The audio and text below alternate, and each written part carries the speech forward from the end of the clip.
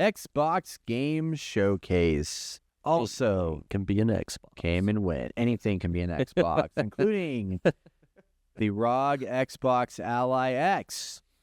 Xbox. That's right. So Xbox had their big showcase on Sunday last week.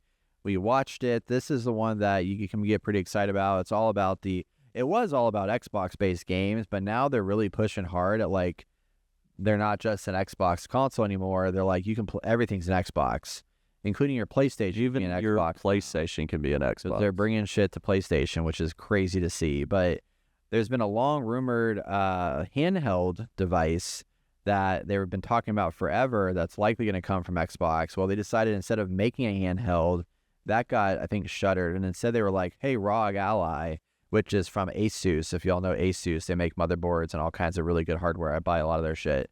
They make the Ally, the ROG Ally. And the ROG Ally is a PC, basically, handheld console like the Steam Deck. People really, really like this, and it's supposed to be like what I've heard is now considered like the lead in the industry of handhelds for like gaming. And now Xbox is like partnering with them to make an official Xbox ROG Ally this fall. So this will be an Xbox coming out on the holiday. There's two versions of it. There is a regular version, the ROG Ally X, which is like their Xbox Series X edition, essentially. And it's exciting. It's gonna be. And I download games and play on the go. Yeah. So you'll have Xbox Game Pass integrated in the system. You can also do streaming if you want, but you can also download them locally. That's what I want. There you go. Thank you, Xbox. I will probably buy this. Oh, yeah? Yeah, like, I'm dead serious. Dude, awesome. Yeah. I mean, it's like better than like the Portal, which is just doing that, but... Don't get me wrong, Portal's great. I love the hardware of the Portal. I just don't like the fact I can't just actually play on the fucking go. Right. You know what I mean? Yeah. I want to play on the fucking go. And I heard, I mean, the battery life is not amazing on it, but nope. No, not as none of them are really. But for me, it's like the form factor looks better than like the Steam Deck. Mm-hmm. I love the Steam Deck, but Steam Deck is heavy as shit. This one looks like a nice medium between the Switch 2 and the Steam Deck.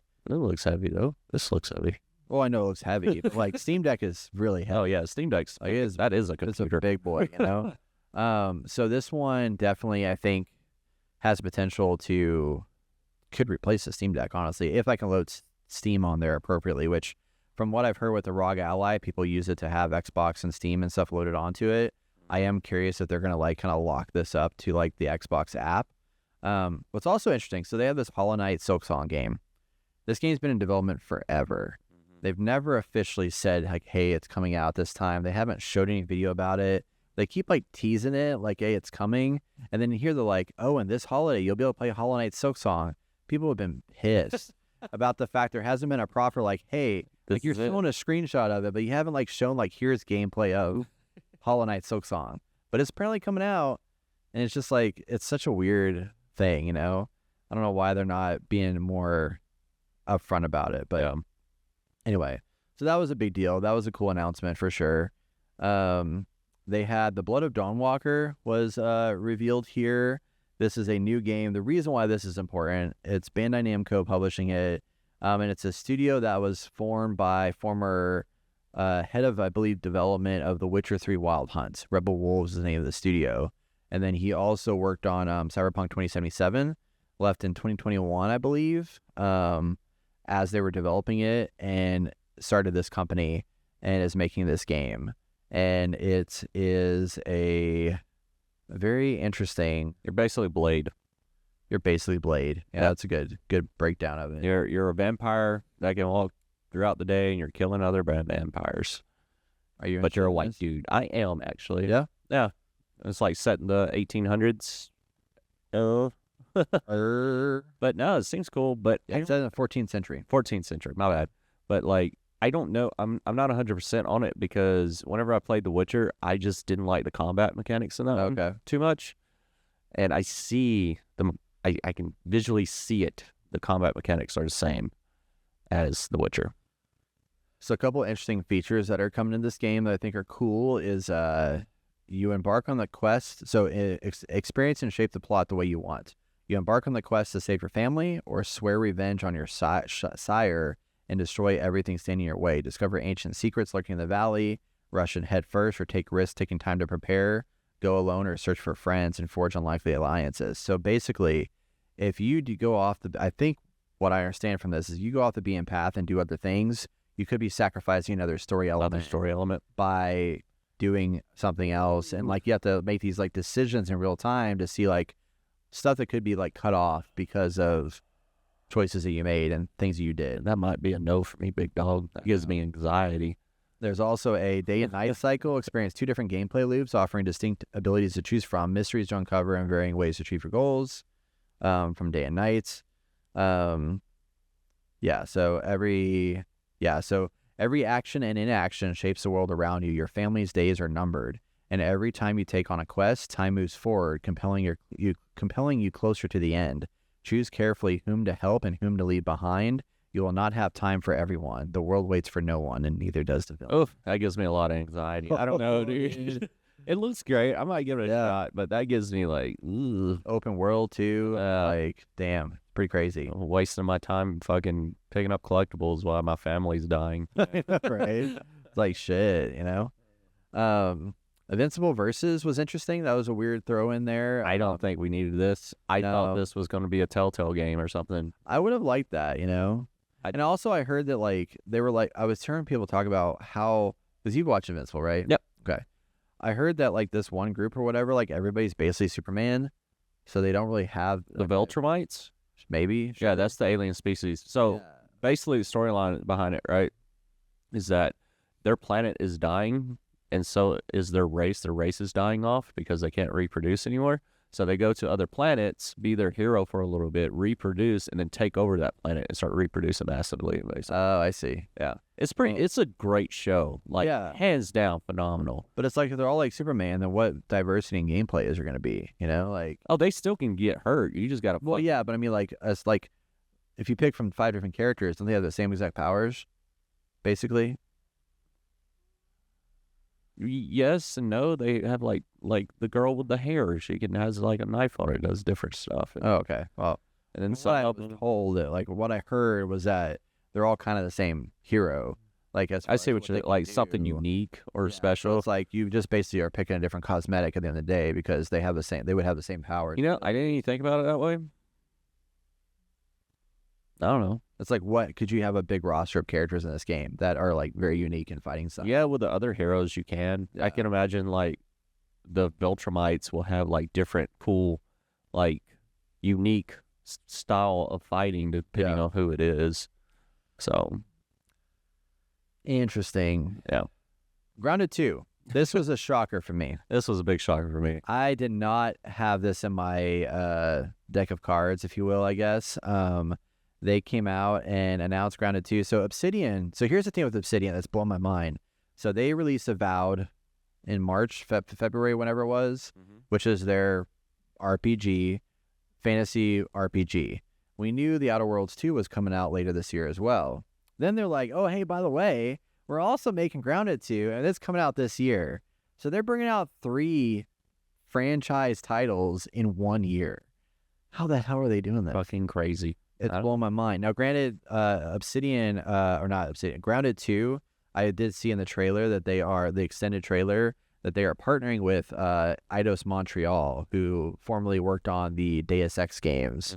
They're a very good studio, do a lot of good work. So they're kind of helping develop this. So it's not solely them, but I was just not expecting to see a Grounded 2, and I'm very excited about it. Because I had a good time. Me and Travis and Sarah and stuff jumped into Grounded for quite a while, and I know this probably isn't your game with the arachnophobia-ness, you know, of spiders and shit. Boy, it is. And you can ride a spider now. Yeah, no, I'm good, player. The rideable characters are called beasties. Best no way it was buggies. Buggies. That's what it was. Yeah. Fucked up your own fucking favorite thing you liked about it. Shut up.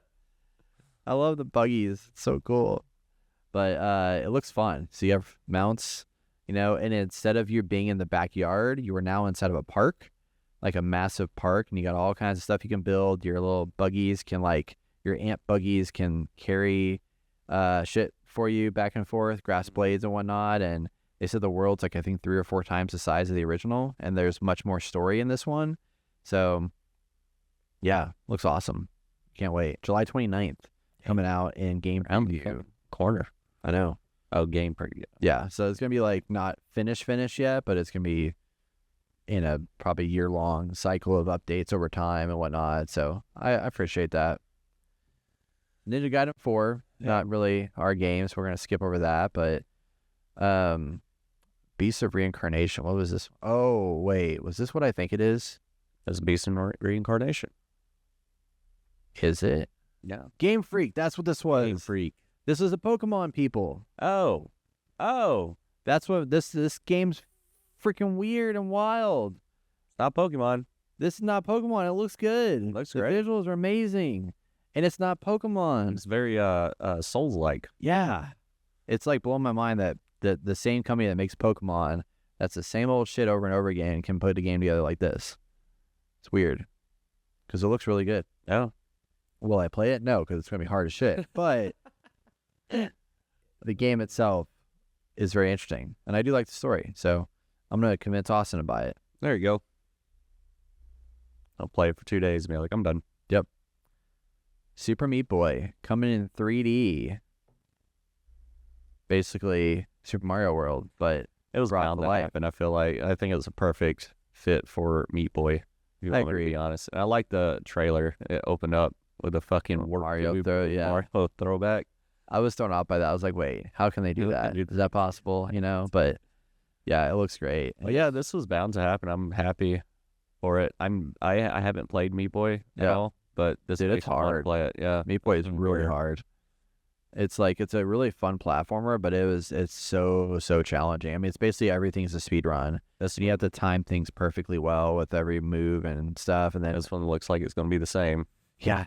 Otherwise, you just get shredded up into little pieces. You know, it's crazy, but it's a cool game, and I'm glad that it exists. I think Super Meat Boy as a franchise was really cool, or I mean, as a game was really good, and has built a really strong legacy. So to see them bring out a 3D version of it is just a good next step. Coming early 2026. But another one that was not on my bingo card. High on Life 2. I'm excited for this one. I really enjoyed the first one. I just wish it was a little bit longer. Oh, really? See, I never finished it. I was like kind of bored after a while. I did not get bored with it. I don't know. I didn't get bored. It was just, I mean, I think something about, I don't remember what it was I said. There was something I didn't love about it. I did enjoy like the funny bits of it, but I just gave up on it after a while, and I don't know why. I just been the wrong time, because it came out in December, I believe, and I just, the new year was starting, and I just fell off of it. But I did like the game. I thought it was pretty fun, so I'm excited that there's another one coming. Looks like you have a better traversal mechanic with a skateboard or something. Yeah, I didn't even notice that, actually. That looks kind of cool. Dude, freaking fire animal thing. Fire turtle. Fire turtle, yeah. I mean, it was zany. It was so zany. Yeah. The first one. A little old man on the back of the gun. Yeah. Dual wielding. Oh, look, you can bring them together and they do hearts. That's so fun. Oh, there's a bow. Let's do it. Oh, my God. Yeah, this is going to be weird. Yeah. I'm excited for it, though. I'll play it. And it's on Game Pass. Yeah. So, I'm going to save that one for the end. Let's see. Chronos, The New Dawn, Mudang. 2 hearts. That looked pretty cool. This is an interesting game. Definitely had like a Resident Evil meets Ghost Recon-ish stuff going on. Looks cool.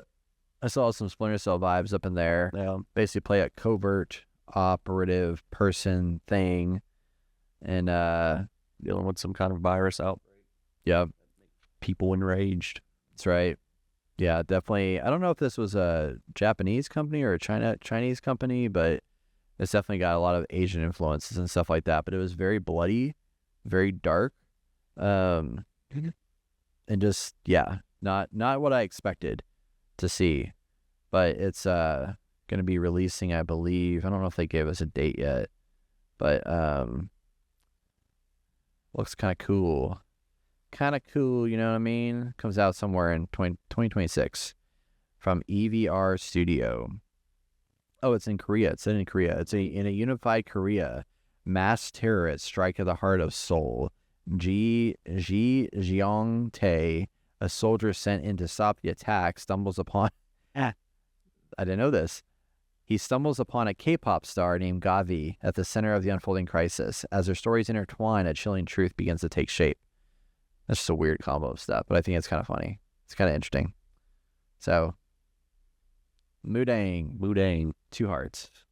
2026. 2 hearts. One of my favorite games from this showcase that I'm really, really hyped about is Clockwork Revolution. I'm on the fence about it.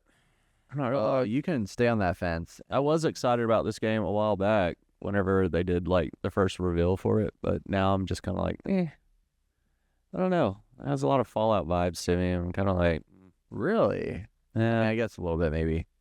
Yeah. So you embark on a grand adventure in the steampunk metropolis of Avalon, wielding an incredible invention that allows you to travel into the past and influence key events, altering the course of history. and see, that's another thing that gets me is like that kind of gives me anxiety. Like, oh, you picked this path or this path, and it's just like, I love it. I'll probably play it more likely because it looks cool. Well, it's so like the trailer showed off a really dark sense of humor to it, which I really like. And there was that moment in it where like you had a choice of like what you say to like the dude at the counter or whatever, and he's like, I forgot what he said exactly, but because of a choice you made, he was just like, okay, well, we don't need this guy. He turns and just shoots a guy and kills him straight up. Yeah. Head blows off or whatever. I was like, that's so fucked up. But it was really, it's just the character designs and the world design and everything. It's got this whole steampunky kind of vibe going on, and there's like a lot of looks like player choice, and it feels very BioShock Infinite-esque in the way of how it plays out. I honestly wish I wish they had put this at the end as like the final piece of it, because I feel like this has more, but the only problem is there's no date, which I think is what was the reason why they didn't do it. But I wish they had put a date on there, because they still say like in due time, but it looks like it's so close to being done, so I'm surprised there is no release date yet. But I love what they're showing off here. I feel like there's a lot of, it just feels in a world of sameness, as so many like Souls-like games and so many of these like games that just feel samey. Like this does have a little bit of Fallout vibe, but there's a character and a style to it that I think is really unique, personally. So,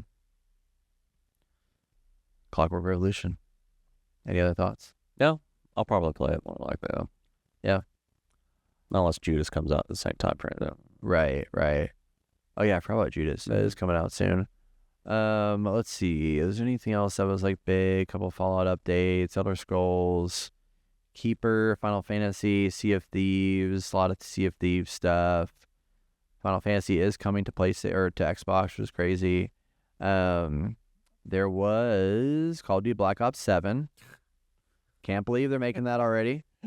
We just got 6. Yeah. I was shocked on this. The trailer looks phenomenal, and I'm thinking it's a different IP or something new.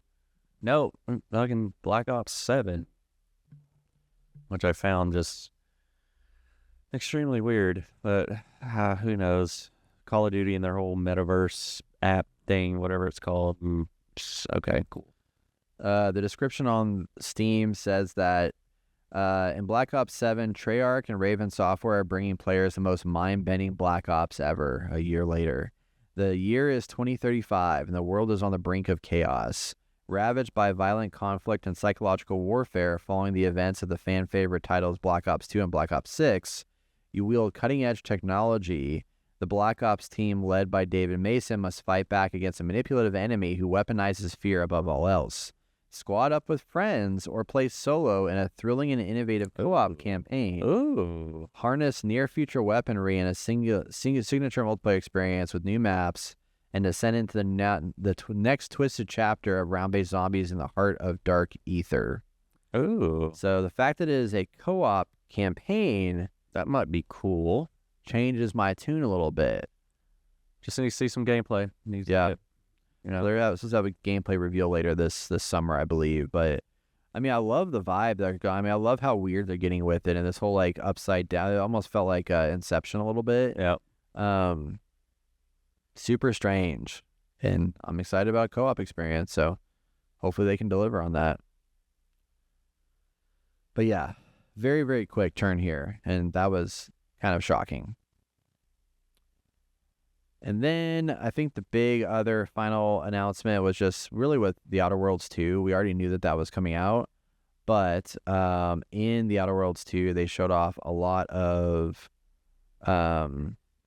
stuff. A lot of stuff, yeah. So they had like a trailer. The very first thing they launched the game showcase with was a trailer of Outer Worlds, and then they went into this 30-minute long deep dive that they've done in the past. And I love that they brought in what's this guy's name? Ben Schwartz, thank you. Yep. They brought him on as a little funny guy in the thing where he was like the budget money guy, and he was like working with the development team and just making a bunch of funny jokes and like, you know, what crazy ideas do you like? What are some flaws that y'all have? And one person was like, you know, I like to look at the sun, and then so they were using that as like, they were like, now this is in the game. So you have a flaw where if you look at the sun, something happens to you that like gives you some special powers. It was just really weird, random shit. Yeah, I like the fucking knee popping one when you're sneaking around. You stand up, knees pop, everyone sees you. Yeah, that was pretty clever. Yeah.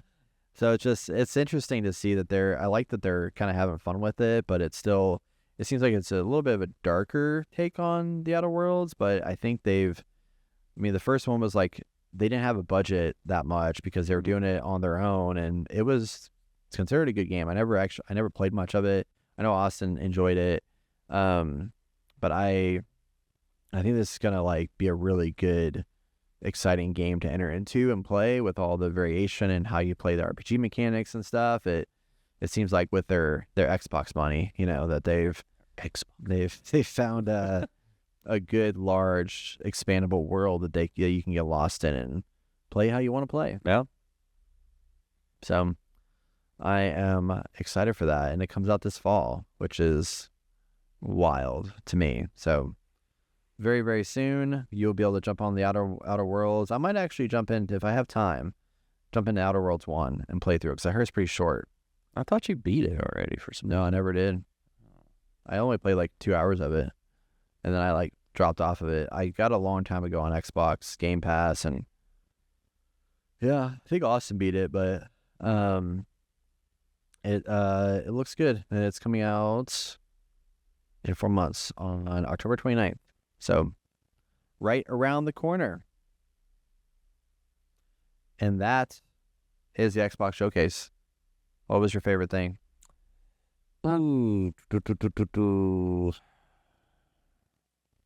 Or that, and then is there anything you wish you would have seen here? Not from Xbox, not really. Yeah. Like, to be honest, I don't know. I can't remember what was my favorite thing from this. I think the Gears of War Reloaded. Really? Yeah, I'm excited for that one. Did you ever play Gears? Yeah, I started when I got the PC. That was the first thing I got was Gears. Oh, because I got it on the Xbox Game Pass. Yeah. I was just like, man, they just need to redo this. But if it's coming to PlayStation, I'll probably buy it on that. Yeah. So. Yeah, mine was probably... And the handheld device. Yeah, handheld's cool. I think Grounded 2 is probably my favorite thing there. Yeah. I mean, I'm excited about Outer Worlds, but I think Grounded 2 is something I'll probably sink my teeth into quite a bit. And then Clockwork Revolution was awesome, but I don't know when that's coming out. So I wished they had showcased... I'm still surprised not to see more Fable.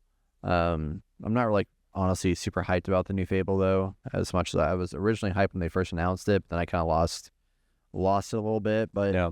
I was hoping to have seen new Forza Horizon, actually. I feel like it's been a minute since they brought that one out. It's been that long, has it? Yeah, dude. When was the last one? I feel like you just talk about it way too much. Yeah, because it's awesome. It came out in 2001. It's been 4 years. Okay, 4 years. Yeah. That's a long time. We'll probably see it. Forza. Yeah. Forza Horizon 6, you know what I mean? But yeah, Xbox Game Showcase out, and it's done. So lots of games, lots of announcements, but I would say probably a good year. Not a great year. I think it is. I think it was better than State Play, if you want to be honest. Yeah, I was 100%. Yeah.